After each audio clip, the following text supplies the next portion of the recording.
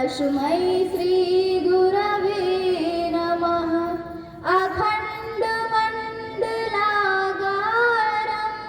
व्याप्तमेन चराचरं तत्पदं दर्शितं येन तस्मै श्री गुरवे नमः।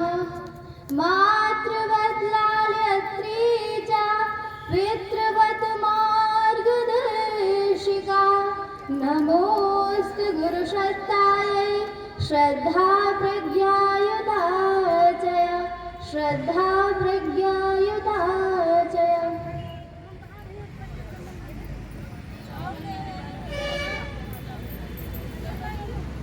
कहते हैं कि जब भी कोई कार्य ऐसा होता है जिसमें लोगों का कल्याण छुपा होता है तो उसे सिर्फ देवता ही करते हैं, क्योंकि कल्याण करना ऋषियों का, मुनियों का और देवताओं का कार्य होता है। अनुग्रह कौन बरसाते हैं? देवता ही तो। जब भी हम कभी कल्याण की प्रार्थना करते हैं तो किससे करते हैं? भगवान से करते हैं। तो अब ये मानिए कि हम यहाँ आए हैं तो एक स्त्री के रूप में नहीं, एक देवी स्त्री के रूप में और एक जनशक्ति का प्रतिनिधित्व करने आए हैं। तो आज प्रथम दिन कलश यात्रा निकलनी है। हमारे यहाँ हजारों कार्यक्रम धार्मिक ऐसे होते हैं जिनमें कलश यात्राएं निकलती हैं। लोग भाव के साथ जाते हैं, कलश लेते हैं और पुनः कलश यात्रा समाप्त होने पर वापस आते हैं, अपने भावों को इस ईश्वर से जोड़ते हैं और पुनः उस कार्य को संपन्न बनाते हैं। तो आज हम यहाँ भी अपने परम पूज्य गुरुदेव का प्रथम कार्यक्रम लेके निकले हैं, जिसमें सबसे पहले कलश यात्रा होनी है। कलश यात्राएं तो बहुत होती हैं, पर कुछ कलश यात्राएं ऐसी होती हैं जिनमें दिखता है कि हम कुछ कर रहे हैं। कहते हैं कि कलश को सृजन और शांति का संदेश वाहक माना जाता है, पर यदि हम यहाँ आए हैं और हम शांत न रह सके कलश यात्रा के दिन ही, तो उसका कोई अर्थ नहीं रह जाएगा।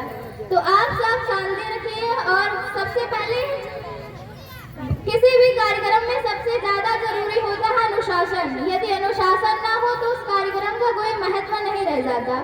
तो आप सब एक एक कलश लेके बैठेंगे, लेकिन हाँ लाइन से बैठिएगा, क्योंकि जब हम एक क्रमबद्ध के रूप में चलते हैं तो एक अनुशासित नारी दिखती है जिसके अंदर वो सारी संभावनाएं दिखने लगती है जो समाज को एक नई दिशा, एक नई प्रेरणा देने में संभव होती है।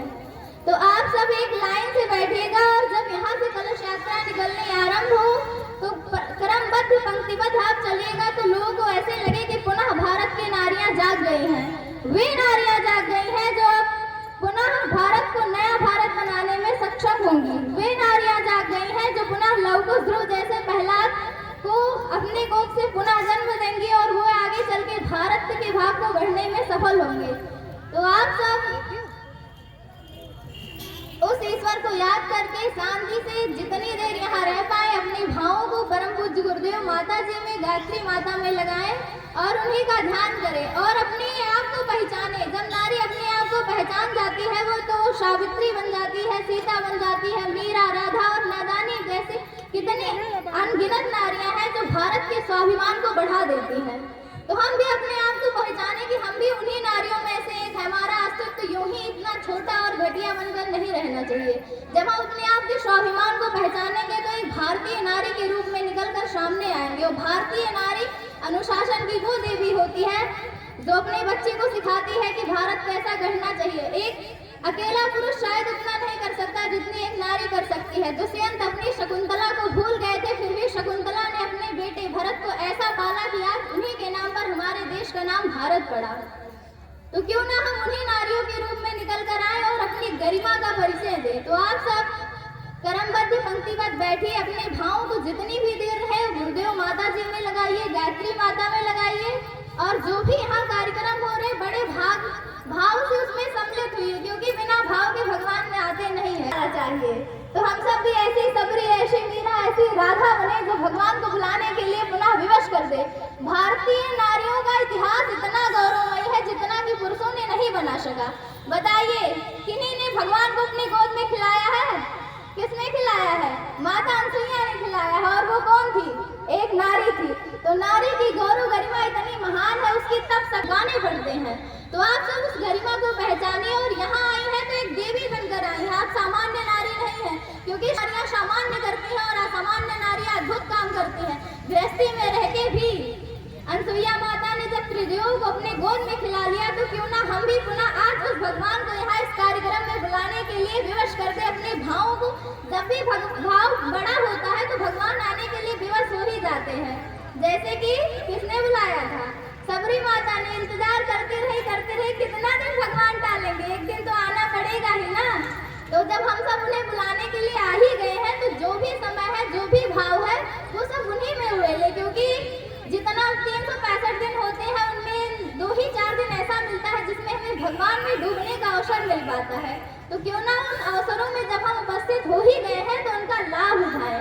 इसी के साथ हम अपनी वाणी को विराम देंगे और इसी आशा और अपेक्षा के साथ देंगे कि आप सब जो यहाँ की गरिमा है, यहाँ की मर्यादा है, उसमें रहेंगी। भारतीय नारियां जब तक मर्यादा में ना रहें वो अच्छी नहीं लगती, क्योंकि उन्हें सीता, सावित्री और दुर्गा का स्वरूप माना जाता है। और माँ दुर्गा अनुशासनहीनता नहीं करती, कि करती हैं? नहीं करती। तो उस दुर्गा को मानिए कि हमारे अंदर बैठ गई है, जो कि पतन, पराभव और दुष्चिंतन का नाश करने वाली है। वो हमारे अंदर जब आ गई है तो हम भी उन्हीं की तरह एक दुर्गा शक्ति के रूप में आज एक नई पहचान और एक नया भाव सब में जगाते चलेंगे जब भी कलश यात्रा जाएगी।